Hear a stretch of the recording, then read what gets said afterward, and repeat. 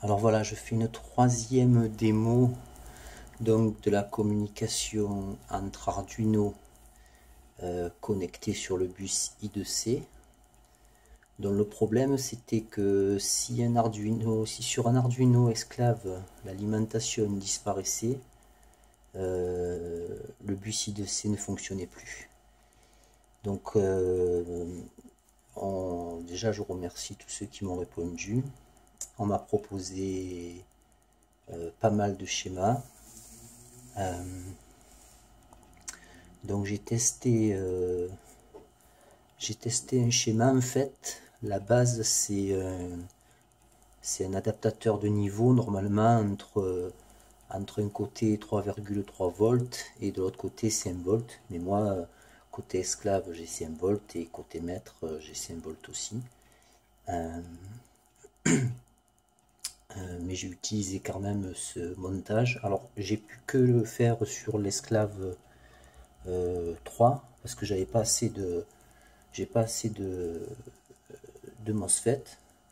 J'ai monté une N sur 7000.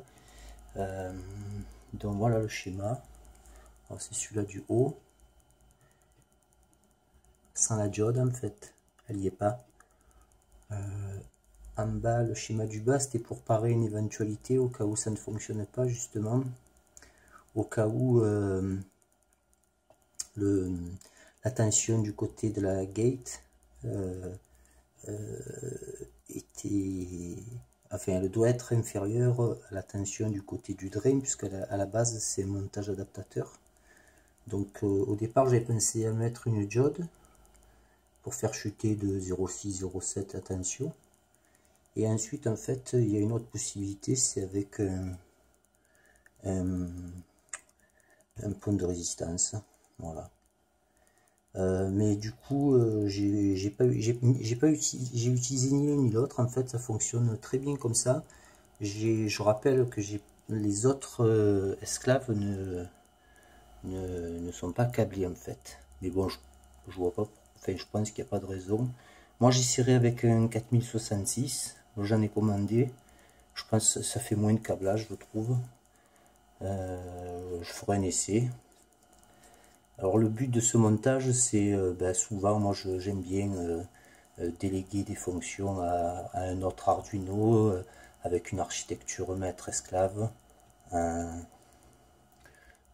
exemple, voilà sur mon serveur, voilà, ça c'est le maître. Et après on a les esclaves, ici, ici, ici. Mais je suis en communication avec le bus, avec les lignes RX et TX. Donc ça limite un peu le nombre quand même. Et puis je voulais essayer de toute façon, je vais essayer de toute façon toutes les façons de communiquer. Donc j'ai commencé par le bus I2C puisque c'est celui que je croyais le mieux connaître.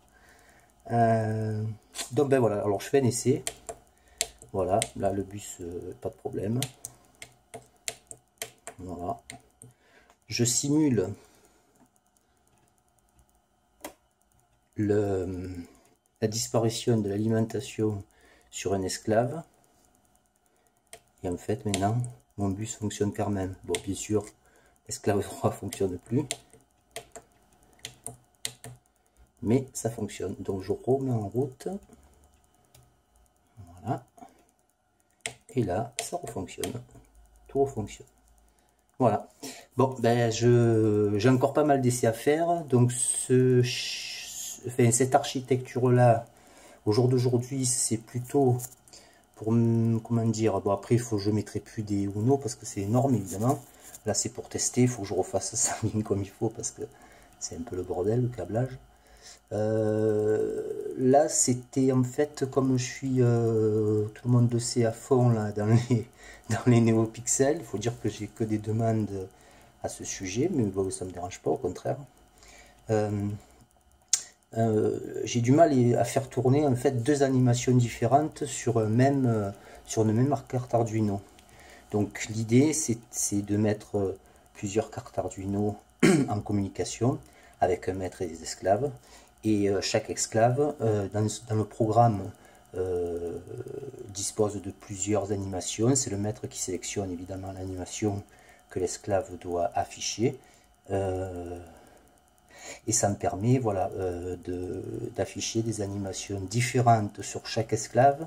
Par contre, j'arrive quand même, si les animations ne sont pas trop différentes, on va dire, j'arrive quand même, c'est flou je crois, depuis tout à l'heure, super. Si les animations ne sont pas trop différentes, ou si elles sont inversées, que c'est une question de couleur et tout, là, pas de problème, évidemment, j'arrive à faire afficher ça sur deux sorties différentes d'une même carte. Voilà. Bon, je sais pas si j'ai été bien clair. Dans le titre, je mettrai résolu le problème. Je testerai, bon, je vais tout refaire. Je vais essayer de trouver une façon de faire ça, de faire le, comment dire, le proto un peu mieux. Parce que là, ça me prend une place pas possible. Parce qu'après, évidemment, je veux tester avec des rubans, enfin en tout cas des objets NeoPixel sur les esclaves. Le maître non, pas de NeoPixel. Et puis ensuite, ça serait bien d'avoir un afficheur sur le maître, un afficheur tactile. Bon, alors le top, évidemment, c'est un Nextion. Mais pour le moment, je suis pas trop au top encore avec les Nextion. Donc ça sera un afficheur tactile, et ça serait bien qu'en fait l'utilisateur, bien sûr, il puisse choisir les séquences d'affichage des esclaves. Bon, ben voilà. Merci encore pour tous ceux qui m'ont répondu.